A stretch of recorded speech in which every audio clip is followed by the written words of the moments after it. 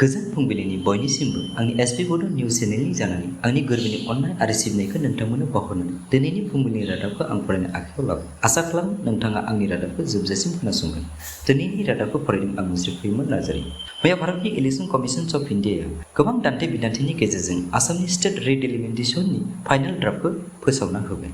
आरो बे final draft लिस्टनिफ्राय जों नुनो मोनोदि बिटिसिनि गासै 11टा विधानसभा समष्टिया बारायनानै गासै 15टा जाहैबाय आरो मंगलदै लकसभानि मुङा सोलायनानै दरं उदालगुरि समष्टि जाहैबाय। बेराफारसेथिं गासै 19टा विधानसभा समष्टिनि मुंफोरा सोलाय सोल' जानायखौ जों नुनो मोनो। जेरै मानकासारा सोलायनानै बिरसिं जारुवा, साउथ खालमाराया सोलायनानै मानकासार, मानिपुरा सोलायनानै सृजनग्राम, भबानिपुरा सोलायनानै भबानिपुर सरगु, रुपसिया सोलायनानै बका बाटाबारि, बक'आ सोलायनानै बक' सवाइगाव, हाजोआ सोलायनानै हाजो सवालकुसि, कबरफुनाया सोलायनानै मानाक, बाटाद्रया सोलायनानै दिहिं, नगावआ सोलायनानै नगाव बाटाबारि, सुतिया सोलायनानै नादुवार, साबुआ सोलायनानै साबुआ लाहुरि, मराना सोलायनानै खवां, डिमा हासावा सोलायनानै हाफ्लं, आलाकपुरा सोलायनानै आलाकपुर काटलिसेरा, बटरपुरा सोलायनानै करिमगन्ज नर्थ करिमगन्ज सोलायनानै करिमगन्ज साउथ, राताबारिया सोलायनानै रामकृष्ण नगर जाहैनायखौ जों नुनो मोनो।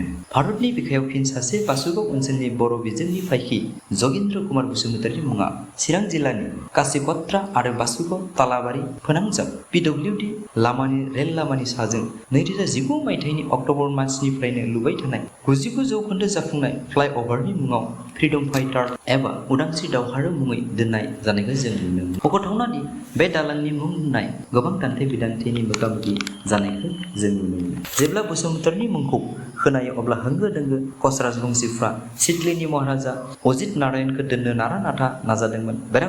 बेराफारसेथिं बेंगलि जुबु फेडारेसनाबो स्वामी विवेकानन्द, नेताजी सुभाष नङाब्ला रबीन्द्र फ्लाइअभार मुङै दोननो नारा नाथा नाजानायखौ जों नुनो मोनो।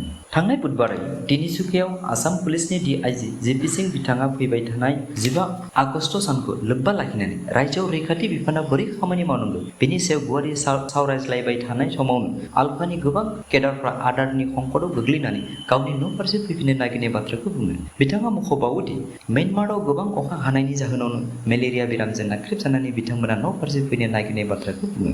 DIG बिथाङा बिथांमोनखौ लाना फैनो थाखाय अरुणाचल प्रदेश सरकार आरो नागालेण्ड सरकारजों सावरायगासिनो दं होननाबो फोरमायो। थांनाय शुक्रबारै भारतनि हम मिनिस्टार अमित शाह बिथाङा लकसभायाव मोनथाम बिल लानानै फैयो। बिथाङा बिल लाबोनाय समाव बुङो ब्रिटिशफोरा गावसोरनि खुंथायखौ गोरा गोगोम खालामनो थाखाय बैफोर आयेनफोरखौ दानानै लादोंमोन। आथिखालाव बैफोर आयेनखौ गारनानै भारतारि आयेन बायदि दाना लाफिनायनि बाथ्रा बिथाङा बुङो। बिथांनि बिलफोरा जादों बिल नं 1 1860 मायथाइनि IPC खौ सोलायनानै भारतीय न्याय सानहिता 2023 मुङै दोननाय जायो। बिल नं 2 1898 CRPC थामहिनबा क्रिमिनेल प्रसिडिउर क'डखौ सोलायनानै भारतीय नागरिक सानहिता 2023 आरो 1872 मायथाइनि इन्डियान एभिडेन्स एक्टखौ सोलाय सोल' खालामनानै भारतनि गोबांथार आयेनखौ सोलाय सोल' खालामनायखौ जों आथिखालाव देशद्र'हि एबा ट्रेइटरखौ बोखारनानै 150 धारा लागायना होनाय जादों, जेराव हादोरनि सार्वभौमत्व खौसेथि आरो हादोर सिंखावनायनि सायाव होस्रिखावनाय दायफोरनि साजा सोसननाय जादों। लोगोसे हानजा हानजा लोगो नांना मानसि बुनायनि सायाव गोदान आयेन लानानै फैदों, बेनि थाखाय फासिनि साजा। थिग बेबायदिनो 18 बोसोर बैसोनि उन्दै गथ'खौ जिनाहारि खालामोब्लाबो मोनगोन एखे फासिनि साजा। आरो बिथां साहाया फोरमायदि 2027 मायथाइसिम गासिबो आदालतआ कम्पिउटाराइज जाजोबगोन। मोजांखौ अरायजों गुबुननिफ्राय सोलोंना लानाया मोजां। मैया दिल्लीनि सोलोंथाइ बिफाना मोनसे गोनांथार थांखि लायो। सरासनस्रायै गोबांथार फोरोंगिरियानो फरायसालियाव मबाइल लाना थाङो। ओंखायनो मैयानिफ्राय सासेबो फोरोंगिरि आरो फरायसालिफोरखौ फरायसालियाव मबाइल लांनो मोननाय नंला होनना मोनसे आयेन लानानै फैयो। थारैनो नोंथाङा क्रिकेट नायनानै मोजां मोनो नामा? जुदि मोजां मोनो, रेडि जाखानाया मोजां। फैगोन 13 सेप्तेम्बर खालारखालि गुवाहाटीनि जर्ज फिल्डआव नुनो मोनगोन वर्ल्ड काप क्रिकेट ट्रफिखौ। रादाब खोनासंगिरि नों दिनैनि रादाबा एसेनोसै। गाबोन फिन लोगो मोनफिननायनि आसाजों आंनि गोसो गोरबोनि अननाय आरो सिबिनायखौ नोंथांनो फिन जासि हरफिननानै आंनि गोदानथार एसपि बड' निउस चेनेल अननानै साबस्क्राइब, शेयार आरो लाइक खालाम गुरै खालामहर। एसेनोसै, गोजोन्थों।